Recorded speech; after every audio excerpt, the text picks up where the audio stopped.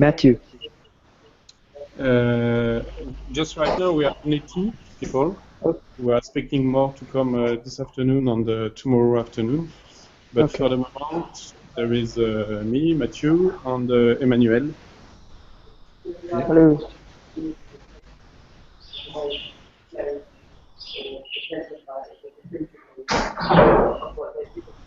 Very often people start to arrive around 4 a.m.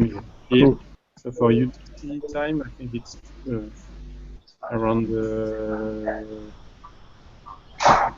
So Mathieu, we are starting. We went just live, for better or worse. Yes. So please tell us again about your place. So I'm from a Fab Lab called Chantier Libre, which is in France. Here is our logo.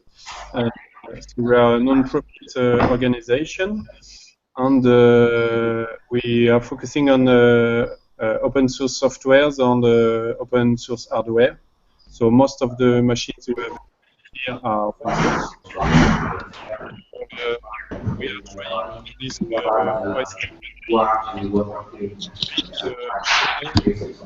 Please, Mathieu, you have a problem with the sound when you walk around. You have to have a microphone or something like that. So I should not move.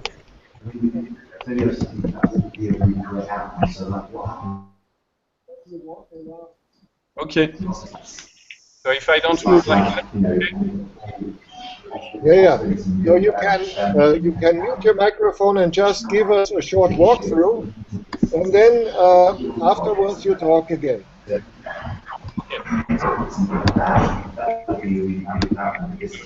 The lab. So I will just move around the camera. So here you see some of the components. We have a 3D scanner. We have the laser cutter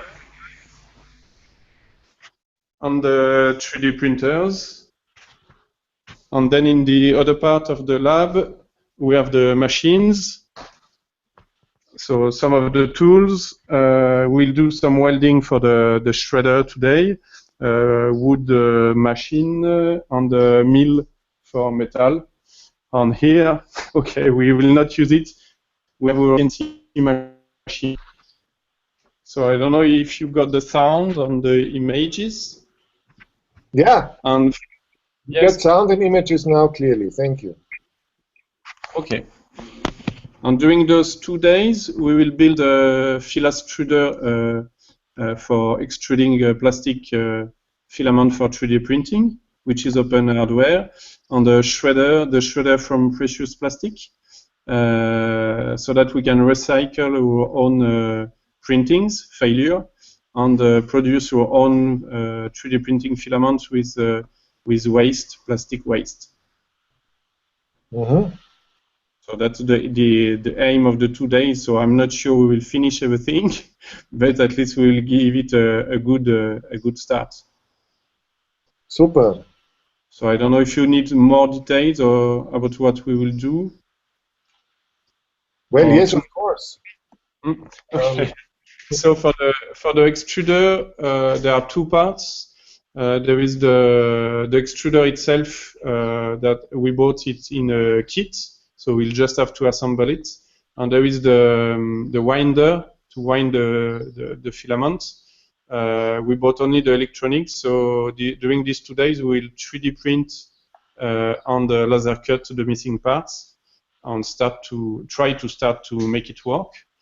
And for the shredder, we made some steel laser cut parts that we need to weld together.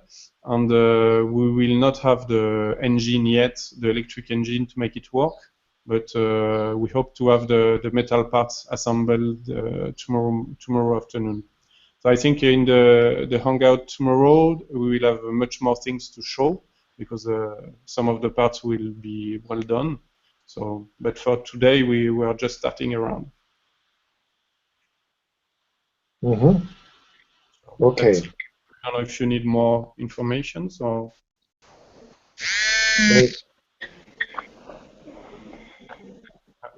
Thank you for the beginning. Sharon, what's the state of the local reporters? Can you hear me? Yes. Yeah, I'm trying to. So I'm Sharon. I'm here in London. I'm at a premises called the Machine Rooms, and I am part of the global team setting up the OSCE Days. My friend Woon is going to talk more about the London event in a minute, but we've been having a little bit of an issue where I think there's some confusion from the local reporters about joining the hangout. Actually set up their own hangout and are broadcasting separately rather than joining us here. So I'm just trying to contact them to get them to join us rather than do their own thing, and hopefully one or two more will join shortly. But yeah, so that's the story. Thank you. So, Hey. yeah. Should I introduce the London team then? Yes. Can you guys hear me?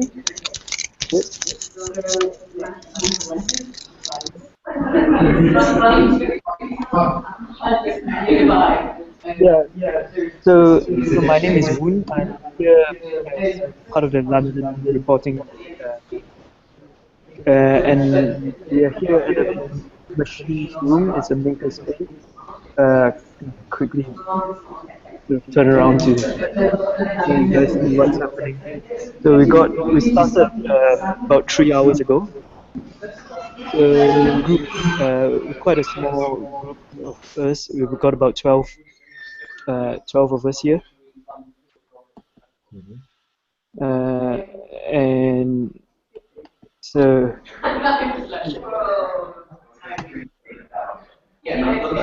yeah, it's quite a small group of us, and we had a sort of introduction round, introducing everyone, because we are kind of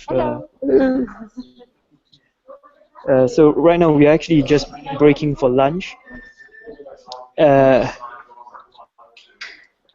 Yeah. So why don't you bring in some people here? If you break for lunch, it's a good opportunity to get to know the people. Yeah, so I can grab hold of a few people. I think they're just breaking out. So I'll quickly. I think Grit would be a good person to have at some point, but she's still sort of busy in conversation. But yeah, so just a brief sort of summary of what we had earlier.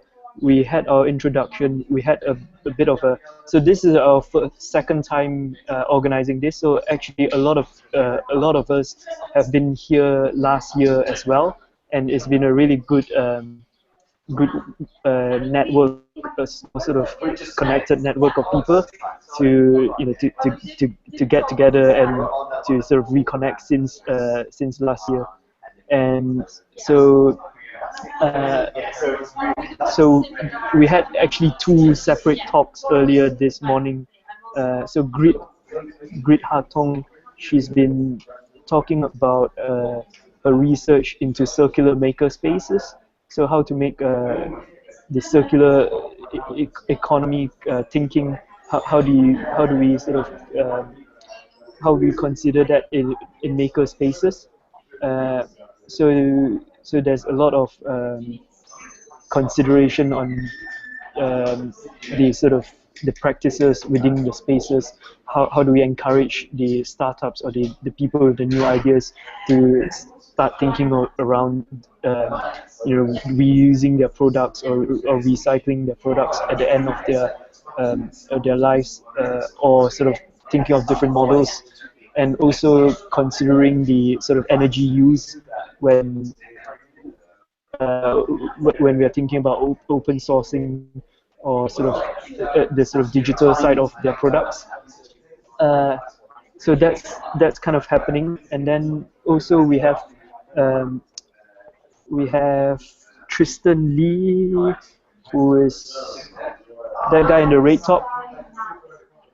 This guy, he's Well, bringing here, this is a priority thing. I mean, a global audience is a priority. Yeah, I'll introduce you guys to him. So he runs a open energy monitor, which is a yeah. Wow. So yeah, I think they want to find out more about open energy monitor. Okay. He might be useful if he's still down. Great. Yeah. Can you hear me? Or? Yeah, I think they can hear you. Okay. Yeah. So open energy monitor is like it's open source hardware, open source software energy monitor. And for monitoring like household electricity consumption or solar generation or other renewables, or so really just understanding energy, getting a good picture of how we use energy in our homes, and how we can provide for that with renewable energy, and doing that in a quantified way. So that we know, when we make a change, what effect that had, and so on. So Tristan came to the OSCEdays last year with the project, and we did an exercise where we actually did a life cycle analysis of the device. Yeah, that's it. Yeah. And it was really insightful. I think it would be worth sharing some of the things that we've learned. I guess what we did was we made a list of all components that go into making the energy monitor, and it's based on Arduino and Raspberry Pi and so on. And so we just made a list of all the resistors, all the capacitors, microcontrollers, the printed circuit board, the enclosure. We took the weights of those components, and there's an open data set, European Union data set, that we could just multiply the embodied energy factors by the number of components, the weights of the components, and so on. And so we came up, we put that all in a spreadsheet, and worked out a sort of a rough estimate of how much energy it takes to manufacture the energy monitor. So it was like 40 kilowatt hours, so it's like four days of a normal household's energy consumption. Was what it came out to taking to manufacture it. So one of the key learnings was your sort of your comparison with your customers that are based in Australia. You did that sort of you did the calculation for to sort of illustrate whether it's actually energy efficient or whether it was worth. So we looked at that shipping element of it. I think it was the surprising figure was that it took just to ship like 5% of the orders to Australia used as much energy possibly as 75% of the orders to the EU. So it's like it just highlights really the amount of energy it takes to fly things long distance. So it's just a product of the number of miles something has to travel. So it's sort of interesting to look at in the context of circular economy, because when it comes to reuse or recycling, do you fly that thing back, or and if you've got local fab labs in different countries and you're able to reuse or repair locally, then you might also be able to make it locally, and then you can there's so much potential there, I think, with open source to really bring that overall energy down, especially as something goes through multiple. I mean, that's what it's all about, right? Open source circular economy. So one of the things that came out of last year's exercise was that we put together a sort of top 10 sort of considerations. Yeah. So I think that's something that is worth sharing to the OSCE community, that there's that Tristan is sort of running an open hardware company that's got an open hardware project, a product, and you've put together a really nice list of considerations. We did. Yeah, as a group. Yeah. Yeah. So that's a really good resource that hopefully, yes. Yeah, we're trying to develop and hopefully share that, make that as part of an online guide for other open hardware projects to be able to follow a similar process. I don't know if do you guys have any questions, Franz? Not in the moment. You can introduce more persons from your place. Yeah. So yeah, that's about it. Okay. They haven't got questions. Cool. Oh, Cool. Right. who else is there? We are having a break. Yeah, I know we are having a break. This is Jumpy. Hello, sorry I was eating, but anyway, yeah, it's a pleasure to be a participant again of the OSCEdays. Last year I was like just a participant. Today I decided to be like also in the team, and I will on Sunday, so on the 12th, I will organize a workshop related to circular cities.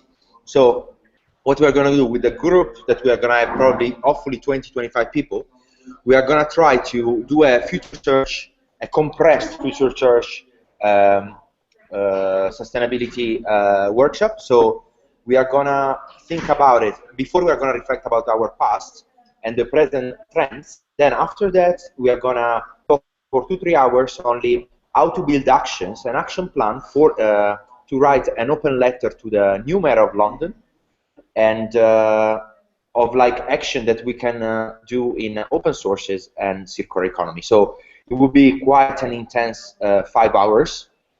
Hopefully they're not gonna die after that. But I'm very keen to to bring even more ideas to the open source circular economy movement. So finger crossed for Sunday, and today we are gonna have another long. So thank you very much. Okay, just a question. When you're working with municipalities and call for circular economy cities, did you consider teaming up with the transition movement? Okay, right. We are not. Yeah, I mean, actually, this time wouldn't be like a partnership with municipalities, but actually, I'm already like inside the transition movement. So hopefully, there will become some permaculturists will come. Actually, there is one. There is less. Less more. There is a famous permaculture facilitator and director, and he will definitely out not only like about transition, but also like it will give like also an insight about circular currencies as well. So and actually it's quite important for cities in London, because as you know, London is a finance city. So that will be quite interesting to see how can be like the development also in finance and currency, about like new development for hopefully a little bit more sustainable. But definitely transition, the movement is definitely like I can see a part. Somebody saying I made you deck. Follow this up. A I think little bit more away from the camera so we can read the whole thing. Yeah, exactly. It was like partially readable. A little bit at broader view. Yeah, Sam, could you hold it behind? Why a letter? Oh. Well, letter, okay. I mean, let's say call an open letter, but it would be like more a kind of list of action. So no, if after that will be like a formal letter, or we're gonna bring a brick and send and throw it to the municipality and see what they're saying. At least let's see what will be like the final activity. But definitely what we're gonna think is like having a deep reflection on like probably we're gonna start with 25 topics and then like people, it depends on the competencies and the skills. They will define like probably 4 or 5 topics that are gonna like project in the future and think about it. What are actually the topic, the action to build like on those topics in an open source and circular economy way. So let's see. It's the first time I'm doing like a future search in only half after, and like in one afternoon. Usually it's taking 3 days. But yeah, let's see the reaction. But also, I think it's worth mentioning that the London just had its new mayor. So and the mayor, you know, and already like last year the mayor said something that they would like to have a more like a sustainable approach and more circular. So I want to see if they're really receiving like some community bottom-up information and suggestion how we will actually react on this. So that's it. Well, that's very, very interesting. Actually, I would like to push this a little bit further, if your time allows. For me, the basic question is, what is open source circular economy? We know that there is a widespread use of the term, which is mainly concerned with material resources, with energy sustainability and things like that, which means that we create a material cycle.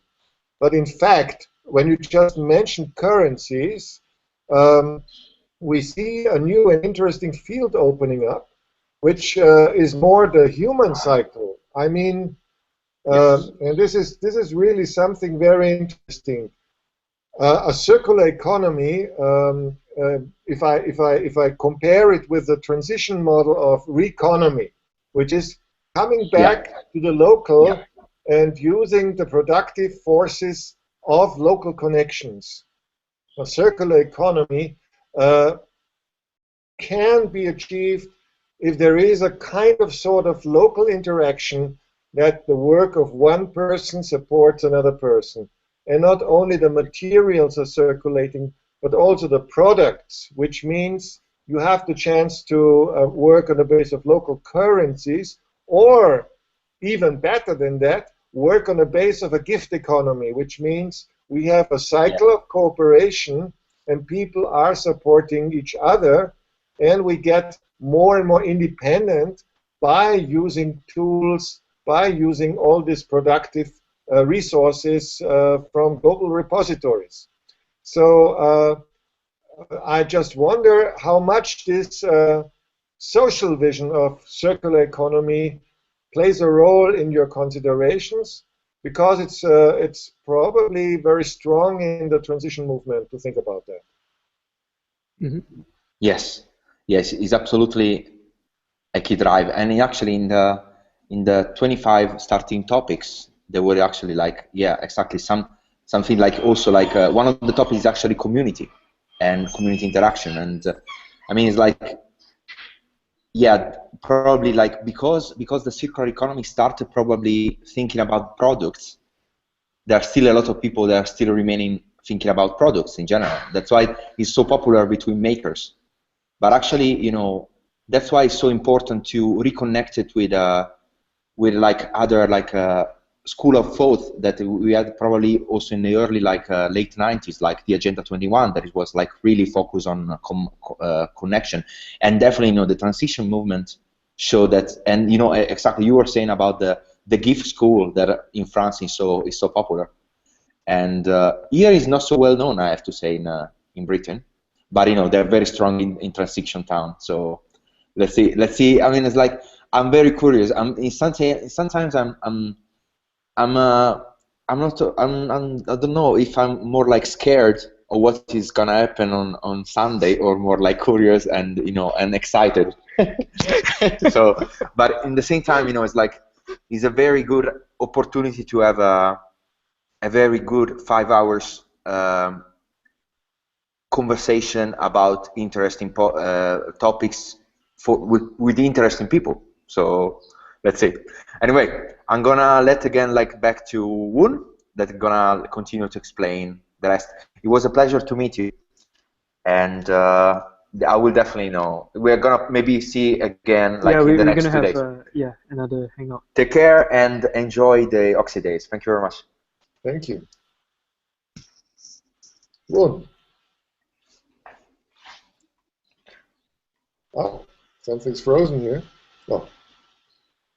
Cool. Franz, do you want to introduce yourself? Okay.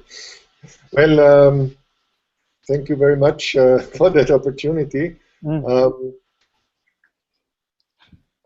My name is Franz Narada. I'm from Vienna, Austria, and I did not take part in OSCE so far, or OSCE, but I'm part of a group in Vienna which wants to build a rural makerspace, and it's very interesting that we also want to build that rural makerspace, which will be called the Open Land Lab, around the issue of reuse of materials and recycling and things like that. But it's also embedded in a larger agenda, which I think is motivating for me mostly. I founded an organization called the Global Villages Network, an organization which wants to promote the use of empowering technology in rural areas with a goal to keep our villages alive and to make them thrive. So Global Villages Network is an attempt to use the power of information technology to foster an unprecedented development in rural areas. And of course, I am also very, very close to the transition movement. I co-founded Transition Austria, and we think that we have to work with existing communities and show them there is a lot of productive potential. I mean, for me, transition is really about the productivity of the local rediscovered. And if the maker movement teams up with the transition movement, and if we have new tools and if we have new inventions that enable us to cooperate locally, I think that is a big step forward. So that's a personal introduction. I'm here at no event, and I'm very, very sorry I did not bring my favorite event in yet, but maybe we can do it on Sunday. We are in touch with villages around the globe, and one of our favorite partners is in Greece. Can somebody read that for me?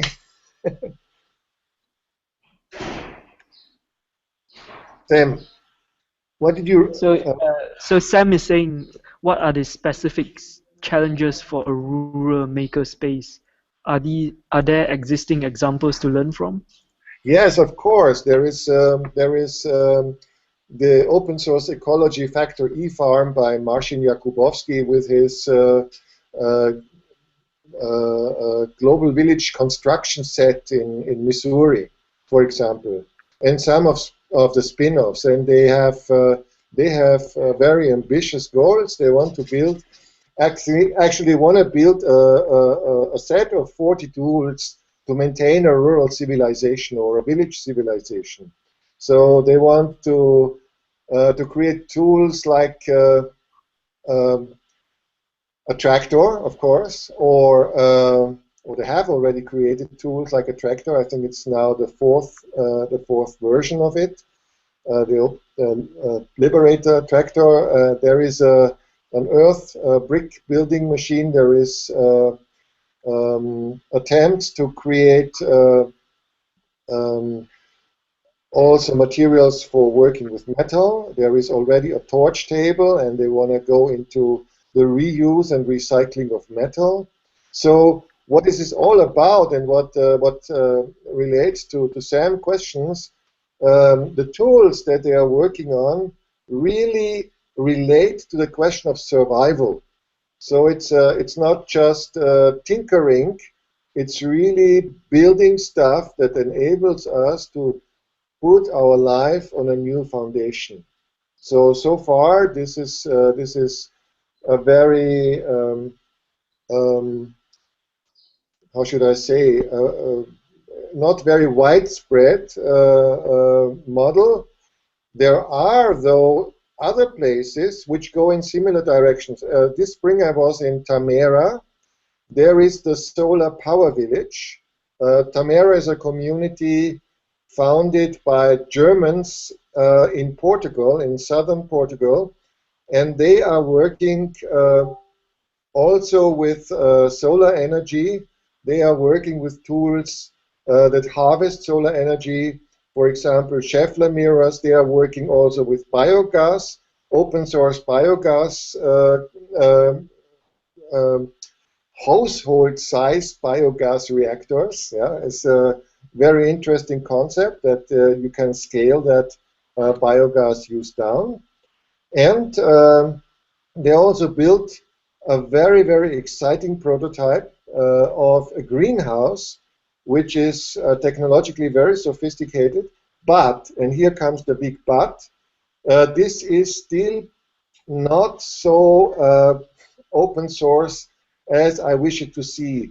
There is an inventor called Jürgen Kleinwächter who has brought these technologies to Tamera, and now they are struggling to convince Jürgen and convince all the shareholders of that so-called intellectual property to really make it open source. And so what was very exciting was that Barbara Kovac, who is heading the department, the Solar Power Village, with Bernd Müller and others, they invited Marcin Jakubowski to come to Tamera and promote open source hardware spirit, you know. And of course there will be an exchange, because the circular economy spirit is very strong also in Tamera. So I see this emerging cooperation, and what was very exciting for me was that in this visit in March-April, I met a lot of people from the UK. There is a group called the Blueprint Network. Blueprint is a group who is concerned about emergency situations. And they found out that in the traditional emergency refugee or natural catastrophes or war or whatever happens in lots of countries around the world, or earthquakes, for example. Take the case of Haiti. There is no sustainable way of coping with that in a circular way. For example, I mean, in Haiti, they threw in a lot of compost toilets, but because there was no cycle, how to reuse the manure and things like that, eventually all the stuff was thrown into the sea. So, there is a big demand for a scheme of really using resources in a circular way, and the Blueprint Network wants to be very effective in introducing that in an open source manner. There are many ingenious minds there, and some of them are building straw bale houses, things like that. So this is the world of our Open Land Lab. We want to be another hub for open source circular economy technologies that really support life in rural areas. Cool.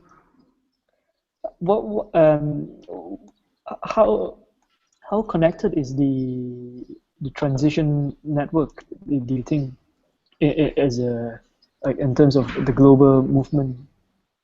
I think transition is one of the best connected networks in the world.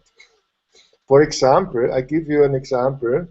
There are transition network hubs all around the world, and what we are doing, and I'm very glad that I could join that, we're having a 24/7 Skype conversation.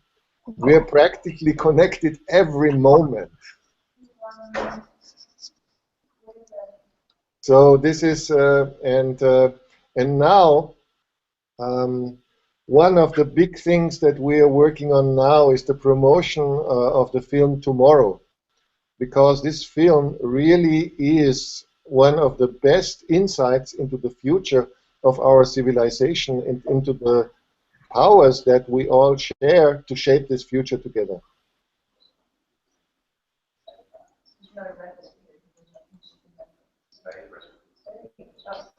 Okay.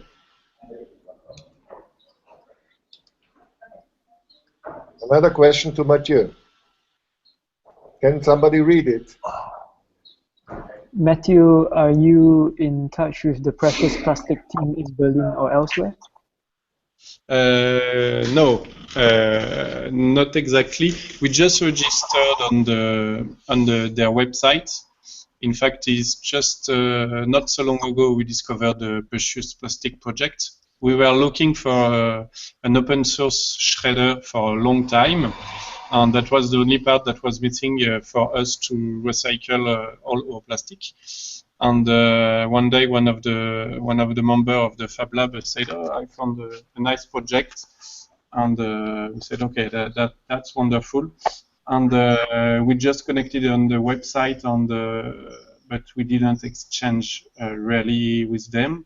So I think we give them a lot of feedback about how we build it and on the difficulties we had on things like that. We'll translate the manual in French so that people in France can make their own extruder. But for the moment, it was just okay, a little bit in a rush. We said, okay, this is this precious plastic shredder on the OSCEdays. It's a sign that we must do something quick for that, and it gives us a boost. That's it.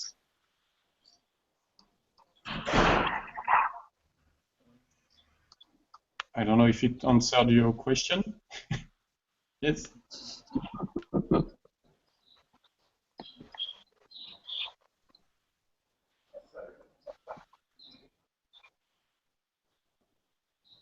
Are you writing another question?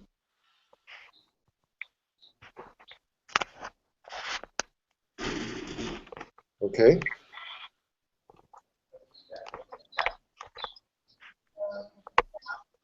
Let's wait for until he finished writing.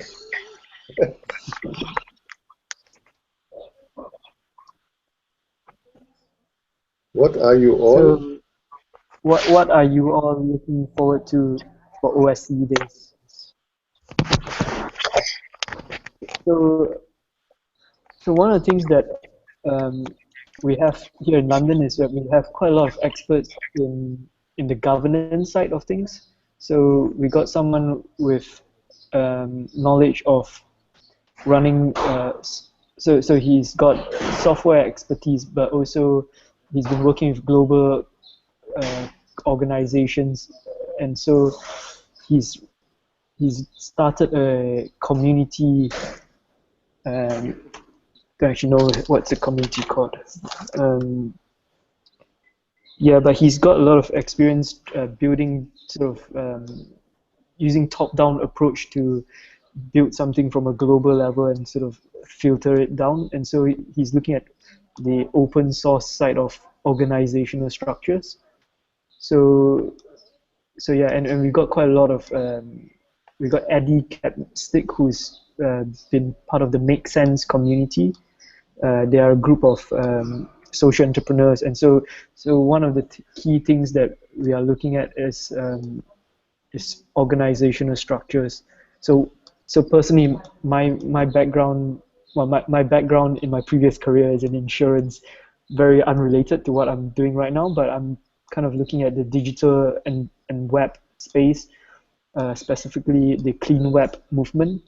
So that's kind of how digital and web technologies are pushing environmental and sustainability technologies. So what I think our discussions would sort of go down this afternoon would be more along the lines of how we can how to share more of the learnings and how we can work together, connecting different parts of the knowledge that we have in the room today. So what sort of online or distributed structures there are, and how we can set ourselves up so that we can sort of embrace this future. So one of the things that I guess relates to the sort of question that I had earlier, Franz. So I know that in terms of the transition towns, is a very established community, and it's a global community, and it's also local as well. And so one of the things that we've seen here in London is that the younger generations are very well aware of 3D printers. It's already gone past the hype, and so it's very much mainstream knowledge. It's been on BBC and it's talked about, and so the education system actually pushes some of these technologies, but also we know that there's people who've got a lot of experience in the manufacturing space who are looking at there's still a knowledge gap between the makers who are building things and sort of and the younger generations who are building startups or building products from scratch, and they're accessing all these technologies, but there's still a knowledge gap between some of the tools that are available. So the tools are good fun, but there's still certain sort of there's still lack of documentation, and there's still lack of sharing of that knowledge between the experts and people with the experience. Certain just best practices of using or making things that are not being filtered down, and so that is something that we've seen, and I think it's sort of closing that gap that is quite important. So that's kind of what I think would be some of the discussions that we'll be having. How about you, Matthew?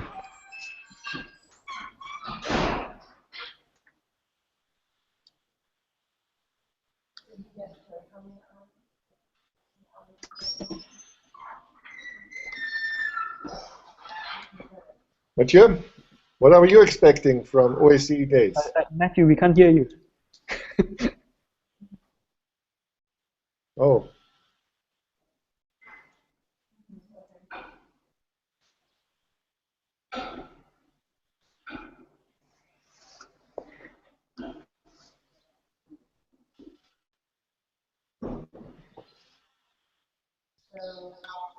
Hello, do you hear me? Now we hear you. Much better. Yes. Yeah. Okay, you hear me? Yes. Yeah. Okay. So what do we expect is to have or to say something like a concrete connection, a true connection with people that we don't meet, because when you go in forum on the web or things like that, you can share a lot of things, but during this type of events, it's not as strong as meeting people for good, but it allows to make real connections and share things and give a boost to the project. And for us, we are not in link with transition people here locally, because there is one group, but is 1 hour from here. But we are in contact with a lot of local associations, a non-profit organization. There is one about local currency. There are some what we call circuit court, short circuits, if you translate it, is circular economy on how to produce and exchange locally. And we are in contact with a group of exchanging services, what we call SEL, service. I forgot it in French. Now that I speak English, but locally we have a lot of, and we try to to really include our Fab Lab inside a circular economy big thing, and not only doing gadgets on drones and funny things like that. Really want to give a sense on the use to the Fab Lab.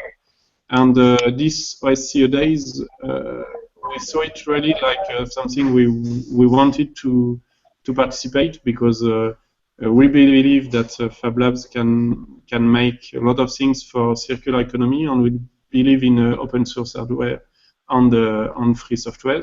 So it was really something we wanted to participate, and it helped us to feel less lonely, because I didn't say, but we are close to a city that is not that big, but we are in a small village. So we don't say we are a rural Fab Lab, because we are not exactly, we are close to a city, and we are not focusing on rural questions.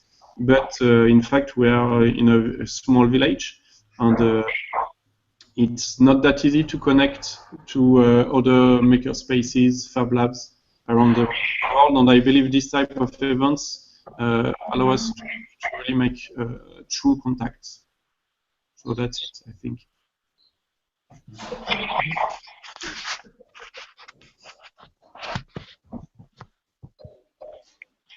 Okay. Well, we have now been chatting 1 hour. I think it was a good chat so far, and maybe we close for today if there is no urgent questions anymore, and hope that the momentum will grow in the next days. Today we would have probably twice. Okay. No, there is a message from Sam. Please, somebody read it.